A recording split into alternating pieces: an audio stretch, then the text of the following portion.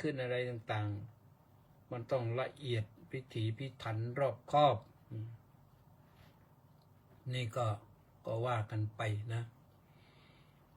ว่ากันไปปีหน้าเขาผู้ที่สอบไม่ผ่านก็ปีหน้าสอบใหม่นะเรียนบาลีนี่เขาไม่จำกัดเวลาไม่จำกัดอายุเท่าไหร่ก็สอบได้เรียนกี่ปีก็ได้เคยมี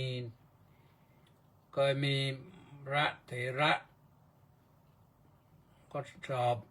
เฉพาะปรริญญาธรรม9 ประโยคชั้นเดียวนี่ทราบข่าวว่า20 ปีที่20ถึงได้ท่านก็สู้นะบางท่านก็ได้ประโยค8แล้วสอบ9ไม่ได้สักที